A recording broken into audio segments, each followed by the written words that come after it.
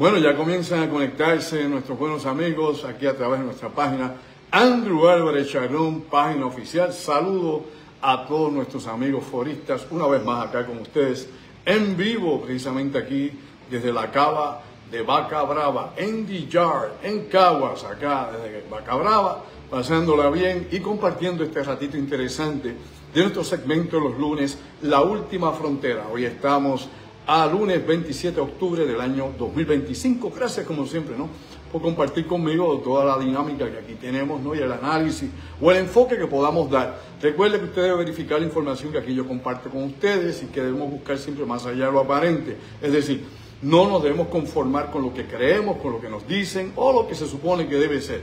No, definitivamente aquí lo importante es que podamos tener algún tipo de certeza, ser objetivos hasta donde nos permite, ¿no?, nuestras propias limitaciones, y definitivamente sondear, ¿no?, en esos espacios de información que están aquí, como diría yo, segregados por todas partes, y hay que ir concatenando toda esa información para que podamos tener tal vez un concepto más claro de lo que pasa en el mundo. De eso se trata eso, de estar despierto, despierta durmiente, y de definitivamente tratar de ver el porqué del porqué sucede lo que sucede y dónde estamos usted, yo, todos nosotros parados, mientras el mundo sigue en su girar loco, y no hablo del planeta, hablo de la humanidad y quién sabe hasta dónde. Pues bueno, hoy hemos anunciado precisamente en nuestra página, Andrew Álvarez Chacrón, página oficial, y que luego recuerde que esto estará en nuestra plataforma de YouTube. Carlos Figueroa, el webmaster, lo pone allá.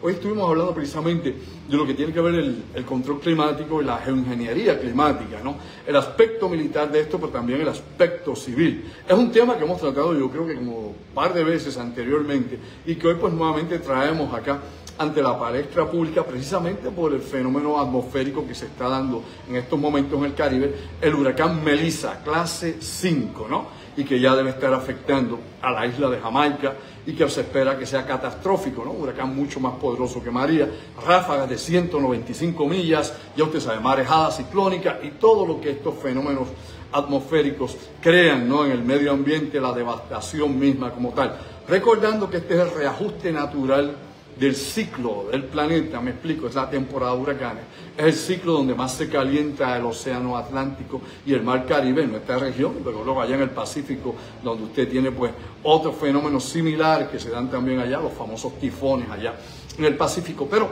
es importante señalar que esto es parte de la misma naturaleza cuando tiene que enfriar el medio ambiente, es decir, me explico, simple y llanamente, los huracanes sirven para llevarse todo lo que hay viejo, es decir, los matorrales, los árboles que se caen, todo lo que tenga que renovarse sobre superficie y sobre todo bajar las temperaturas climáticas. Es parte del proceso del planeta, que se puede alterar, que puede haber una serie de modificaciones. Pues bueno, sí, el cambio climático, el calentamiento global aceleran, ¿no?, estos fenómenos, y en pocas horas, ya no en días ni semanas, en pocas horas hemos visto como una tormenta cualquiera se convierte en un huracán clase 3, clase 4 o en esta ocasión clase 5. El fenómeno de Melissa obviamente es interesante porque ha estado días y días y días y días y días en el mismo lugar. Desde la pasada semana lo vemos ahí, en el mismo lugar estacionado.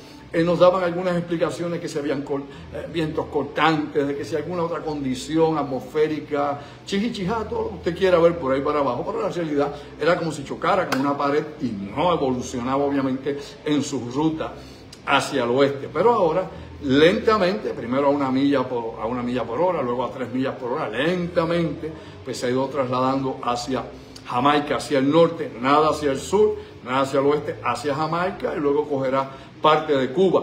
Pero aquí lo importante es que mucha gente pues inmediatamente empieza a pensar en las teorías de conspiración y en que esto podría ser manipulación climática, ¿no?, y que se esté utilizando. Bueno, a veces parece sospechoso, ¿no?, como diría yo, la suma de coincidencias dan causa, pero aquí pues no podemos usar únicamente el sentido común, o tal vez la idea que usted tenga, fundada o infundada, o lo que uno crea saber, cuando la realidad es que no sabemos mucho, porque ni la ciencia misma sabe mucho sobre la física atmosférica y todo lo que tiene que ver, ¿no?, con este proceso de la naturaleza. Como hemos dicho en otras ocasiones, queremos investigar el espacio ulterior, conocer el sistema solar y planetas más allá de nuestro sistema solar, pero todavía somos ignorantes inclusive en la física del planeta y en los elementos, ¿no?, y en todos los procesos que se dan en nuestro mundo. Ahora bien, dicho todo eso acá en la introducción, hay que ver un poquito más allá de lo aparente. Vamos a hablar de Melissa en un ratito también, y tal vez de algunas posibilidades que pueda haber con todo esto. Yo no soy meteorólogo, no soy físico atmosférico,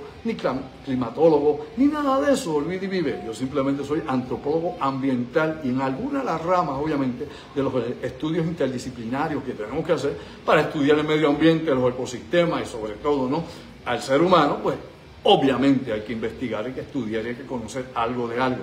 No es nuestra especialización, pero definitivamente nuestro trabajo de investigación por tantísimos años, pues también nos guían a rozar por esa línea y de ver de eventos que hay que señalar. Específicamente datos que comúnmente usted no escucha ni en televisión, ni en radio, ni se discuten porque no es precisamente el tema que se desarrolla o el asunto a tratar. Pues bueno, aquí es importante que usted sepa cuándo comenzó toda esta intención militar, es un propósito que es el tema central hoy, obviamente, geoingeniería militar, no solamente la geoingeniería climática, civil, que es la que actualmente está en todo su apogeo, tratando de trabajar con la situación del cambio climático y de enfriar la estratosfera, ¿no?, con este tipo de técnica de inyectar aerosoles allá en la alta atmósfera. Pero bueno, aquí sí es importante traer lo siguiente. Todo este proceso militar comenzó en la década de los 40. En 1946, en Estados Unidos precisamente se empezó la primera experimentación para controlar el clima. En 1946, una vez terminada la Segunda Guerra Mundial, una vez ya en plena carrera de desarrollo de nuevas armas atómicas y de ahí a las armas nucleares en los Estados Unidos, también comenzó este tipo de investigación. Precisamente un 13 de noviembre de 1946, en el estado de Massachusetts, allá en Mount Greatlock, si mal no recuerdo, se llevó a cabo el primer experimento desde aviones, utilizando aviones, en esta ocasión hielo seco. El propósito era obviamente sembrar nubes, como usted ha escuchado acá en Puerto Rico hace unos años cuando estaba Alejandro García Padilla de gobernador, que vino un señor a sembrar nubes para provocar lluvia porque teníamos una sequía en aquel momento persistente que estaba afectando no solamente los suministros de agua potable, sino la misma agricultura, y que el resultado fue lamentablemente negativo. Llovió donde no tenía que llover, porque no hay exactitud en esto. Pero sí es importante señalar, mis amigos, para que veamos esto más allá del horizonte de lo que queremos saber, que en 1947 se comenzó este proyecto. Fue el primer intento exitoso que había ocurrido. Había habido varios intentos, había habido gente ensayando cositas, pero nada de eso había funcionado. El primer proyecto que funciona es este con hielo seco y se pudo crear ¿qué? Se pudo crear copos de nieve artificiales.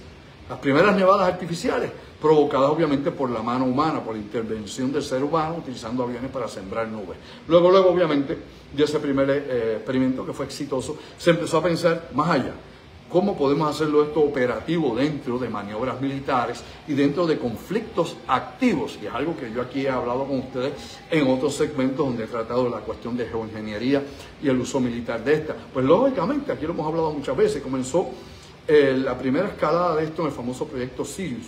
En ese proyecto Sirius, de 1947 a 1952, comenzó precisamente la Fuerza Aérea de Estados Unidos, que había originalmente comenzado, ¿no?, como el Ejército del Aire, a hacer este tipo de investigación. Empezaron a usar hielo seco, empezaron a usar yoduro de plata y empezaron a ver cómo podían afectar directamente huracanes. Y precisamente frente a las costas de Georgia empezaron a experimentar con un huracán. Y lamentablemente, por aquello de la vida, lo que hicieron fue peor, es decir, la solución o la medicina fue peor que la enfermedad. Provocaron que un huracán se moviera hacia la costa de Georgia y obviamente devastara lo que había. En vez de hacer que el huracán se debilitara o el huracán se desviara hacia una ruta hacia el mar, hacia el Atlántico, a donde fuera, pues lo que hicieron fue que el huracán se movió sobre la costa, impactando la costa. Así que se da cuenta usted que esto siempre ha tenido problemas. Incluso eso llevó dentro del Pentágono a revisar esta política de desarrollo de armas climáticas para ver si se hacían en lugares lejanos a zonas continentales de los Estados Unidos, me explico, ¿no? Que fuera allá en el Pacífico o incluso aquí en el Caribe. Recuerde usted que aquí tuvimos en el Caribe por varios años y que había sido dirigido inclusive por la NOAA, el proyecto Storm Fury, que estuvo de 1962 hasta 1983 y que se usó como base operativa la estación naval de Roosevelt Road, cosa que he presentado en conferencias, en conversatorios, cosas que hemos hablado aquí, aunque sea de forma somera, y hemos ido desglosando toda la información relacionada con eso, y que se usaba pues nuevamente partículas de plata, partículas de yodo, obviamente yodo de plata, para tratar de debilitar el ojo del huracán, debilitando las paredes del huracán y que este pues colapsara en alguna forma o manera. Durante todos esos años, desde el 62 hasta el 83, no se logró los efectos que se buscaban. Es decir, no se pudo probar realmente que estas cosas funcionaran.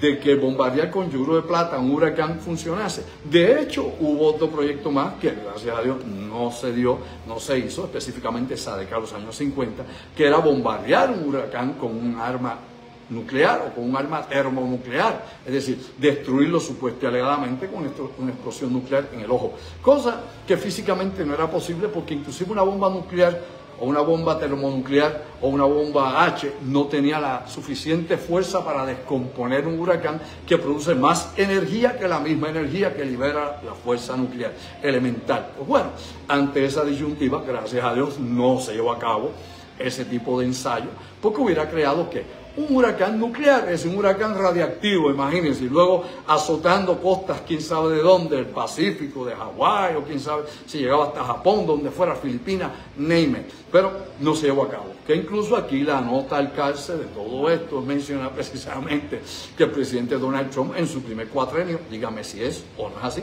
busque, revise y después decimos, revise, había inclusive sugerido, debido al azote de varios huracanes, incluyendo Irma y María en Puerto Rico, lo que había pasado en el Golfo, etcétera, etcétera, pues bombardear estos huracanes con armas nucleares. ¿Y qué le dijeron los científicos? Hold your horse, Mr. Orange, güey, aguante.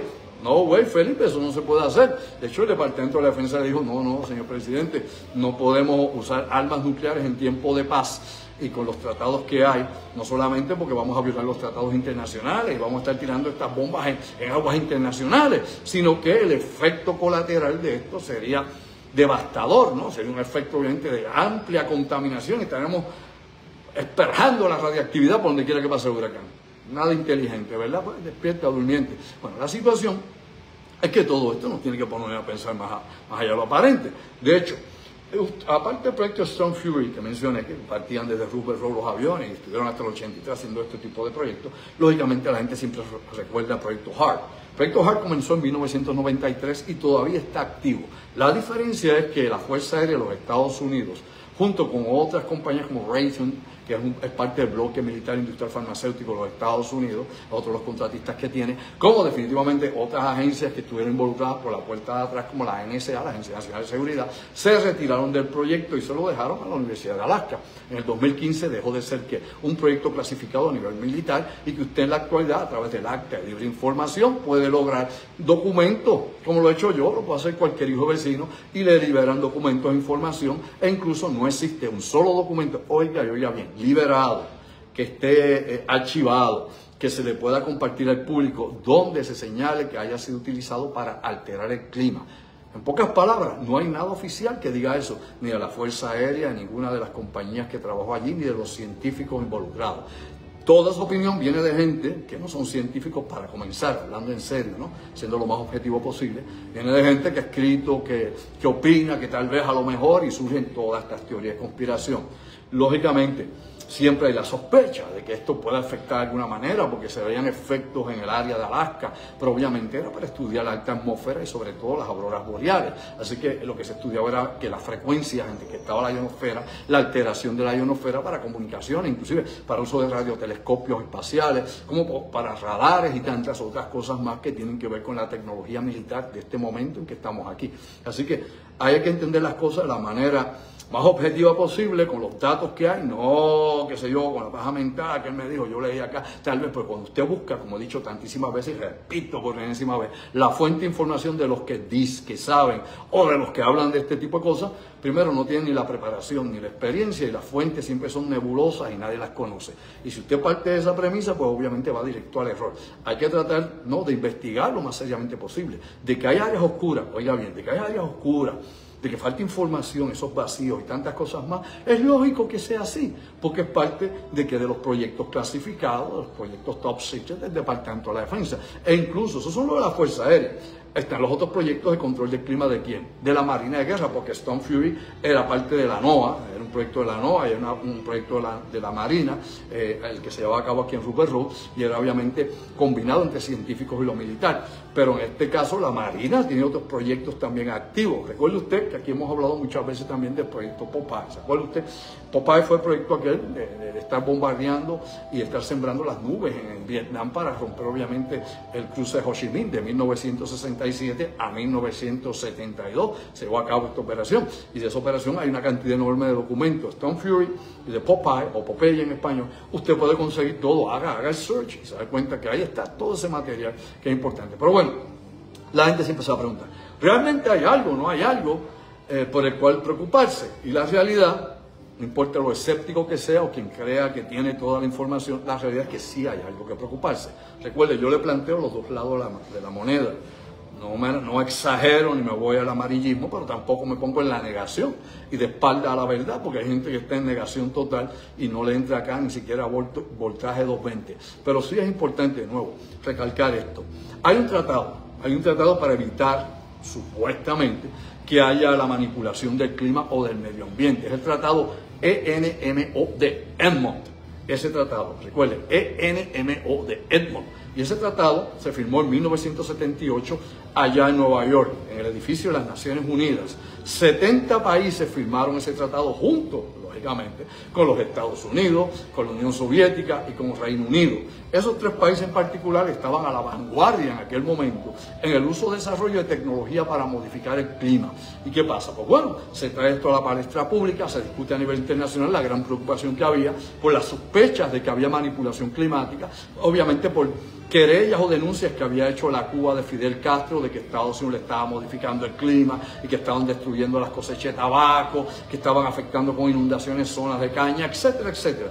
Todo lo que usted pueda por ahí reclamar, sea cierto o no sea cierto. Pues por ende se abrió, ¿no?, esta discusión en las Naciones Unidas, se trajo un pacto, un tratado similar al que hay con la Luna, que supone que la Luna no se puede militarizar, se supone, entre comillas, que no se puede militarizar ni reclamar por ningún país, similar a la Antártida, ¿no?, al Polo Sur, que nadie lo puede reclamar para sí, ni se puede disque militarizar, pida que hay. Todo ese tipo de cosas. Son tratados internacionales donde supuestamente hay ese tipo de control. Pues bien, este tratado ENMOD era precisamente para eso, allá en 1978, evitar que se propagara el uso y la experimentación climática para uso militar. No prohíbe, obviamente, la geoingeniería climática civil, que es otra cosa que expliqué aquí al principio, ¿no?, que es estar, obviamente, asperjando una serie de elementos o inyectando aerosoles en la estratosfera a ver si se puede evitar que siga calentándose la atmósfera, porque la realidad científica probada es que se está calentando el planeta, nos guste o no. Eso está sucediendo y los efectos se están viendo a largo plazo. De acuerdo, ¿no?, a este tratado y a lo que se ha ido, ¿no?, identificando dentro del mundo científico y de operaciones militares, se alega, oiga bien, se alega que no poseemos la tecnología en estos momentos, oiga bien, la tecnología en estos momentos para poder modificar el clima a gran escala. Me explico, a nivel planetario, que esa tecnología no está viable, que no es una tecnología alterando, obviamente, ni diferentes zonas del planeta o alterando, por ejemplo, la vibración de la atmósfera, que esa tecnología probada no funciona, que se ha probado y no ha funcionado, que no es la tecnología, obviamente, que es la resonancia, que es la que he explicado, la tecnología, por ejemplo, de afectar la ionosfera para que ésta se altere, que no tiene que ver nada con eso. Pero, aunque se señala eso, en este tratado se amplía la cosa más allá, estamos hablando de 1978, el pasado siglo, se amplía de que hay que evitar que los países o las superpotencias puedan crear que armas geofísicas, ¿oyó bien? Armas geofísicas, es decir, armas que puedan alterar la geología del planeta, terremotos, qué sé yo, volcanes, activar volcanes y tantas otras cosas más, que puedan desplazamientos de tierra, etcétera, que pueda afectar a terceros o a otros países o en conflictos militares per se. Por otro lado, también se dice que se prohíbe modificar el océano, es decir, no modificar el océano, no cambiar ni la acidez del océano, el pH del océano, no cambiar obviamente densidad del agua del océano para provocar hundimiento. Por ejemplo, se sabe en la actualidad que las burbujas de metano pueden hundir un barco, lo sabe, ¿verdad? Y que es una de las explicaciones que se dan a las supuestas desapariciones del Triángulo de Bermuda o de otras zonas extrañas en el planeta, la famosa burbuja de metano. Así que no se puede producir eso ni de forma artificial o perforar en el fondo marino para que esas burbujas sean liberadas de forma artificial o provocar su liberación para afectar, por ejemplo, armadas o grupos de barcos, ¿no?, que puedan venir, ¿no?, en un combate y hacer que esto zozobren. Fíjense las cosas interesantes que están publicadas a nivel oficial, que son parte de estos tratados internacionales. Y todo eso no se trae porque sí, se trae porque definitivamente no solamente hay la posibilidad, hay una alta probabilidad y probablemente se haya ensayado en algún proyecto secreto este tipo de uso de armamento. Así que afectar obviamente estas armadas en el mar y sobre todo, que es importante, que fue el propósito mismo de este tratado en 1978 allá en las Naciones Unidas, evitar la manipulación del clima para uso militar. Es decir, como dije, 70 países han firmado esto, se prohíbe obviamente el uso militar hostil de técnicas de modificación ambiental y se espera que eso se cumpla. Se espera. Ahora bien, regresando acá, dándole al torbellino de cosas que están pasando en estos momentos, tenemos ese huracán Melissa allá, costa sur de Jamaica, subiendo poco a poco. Al sur de este huracán, ¿qué es lo que hay? Pues obviamente ahí está la flota de los Estados Unidos, el Navy está en esa zona. El Navy hizo muchos experimentos sobre esto y esos experimentos, básicamente la mayoría, no están descritos o no están publicados. Es decir, mire mi amigo, vamos a explicar esto un poco más. Los experimentos del Navy son aún más secretos que los de la Fuerza Aérea. Sí, sépalo. Un search en el Pentágono, empieza a leer, a buscar, como hemos hecho nosotros tantos años, y se da cuenta que sí, los proyectos del Navy tienden a ser más secretos y se mantienen clasificados mucho más que los del ejército en su experimentación con sus soldados o lo que ha hecho la Fuerza Aérea en sus proyectos abiertos o sus proyectos encubiertos. Así que la Marina de Guerra siempre tiene, ¿no?, ese salvoconducto a legal y supuestamente mantener en secreto esos proyectos. Aquí en Puerto Rico, donde usted tiene ahí el router instalado allá en Vieques, es parte, es una extensión de la Oficina de Investigación de Física de la Marina de Guerra de Estados Unidos, es decir, de física atmosférica. Es parte de los proyectos de física atmosférica. No solamente el ROTER, el famoso radar relocalizable más allá del horizonte, que se supone que con eso podemos ver todo lo que se mueve, disque de Perú para acá, toda esa zona sur, Venezuela, Colombia, pide que hay toda esa región, Brasil, etcétera, etcétera. Pues ese aparato no solamente hace ese trabajo, ese aparato también se ha diseñado para hacer proyectos de investigación atmosférica.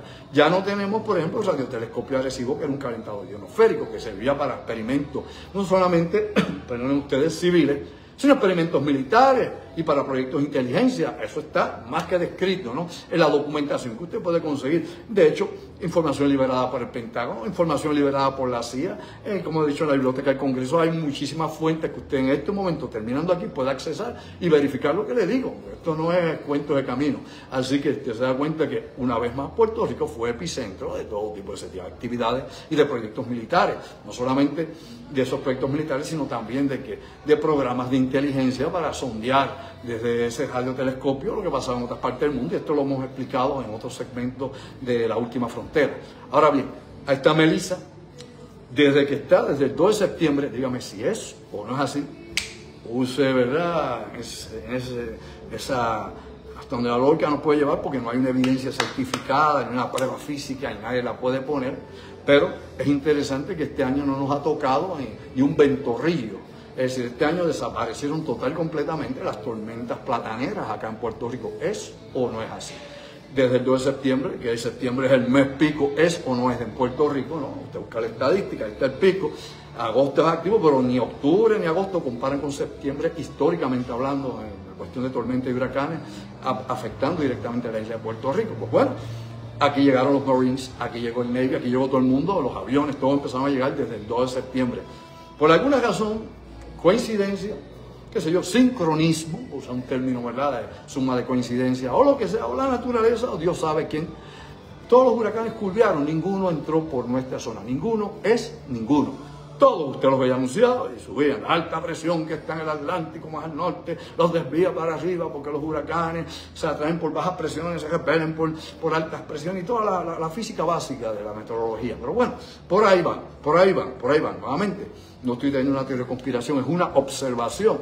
De vez en cuando hay que usar, ¿verdad?, de inteligencia para hacer observaciones y no creer lo que a usted le dicen o cómo nos programan por los medios o por la línea editorial. Pues bien, Ahora pues se formó pasó, vino como poco a poco un disturbio atmosférico en el Caribe del Atlántico, se convirtió en una baja presión, luego se convirtió en una tormenta y durante días, ahí estacionada, la marina abajo y nuevamente viró y giró hacia arriba, se acabó el evento. De hecho, ha habido huracanes que han venido en reversa, como dicen, ¿no? Del Golfo, o mejor dicho, de Yucatán hacia acá, hacia el Atlántico.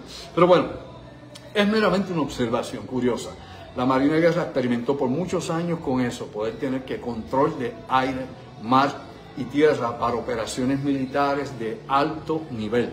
Pero eso, obviamente, hay algunos documentos que hablan sobre eso y manuales también, inclusive de la Fuerza Aérea. Usted tiene que hacer nuevamente su búsqueda, haga su investigación. Yo le he presentado en conferencias tal cual están, como describe todo esto, cosa que casi nadie se pone a hacer ese trabajo, por lo menos aquí en la isla. En Estados Unidos ha habido gente que ha hecho esa investigación. Yo, de hecho, me suplí de esa gente también para poder buscar por mi cuenta ese tipo de información y presentarlo en conferencia con la documentación real y responsable de cosas que pasan y se supone usted no deba saber.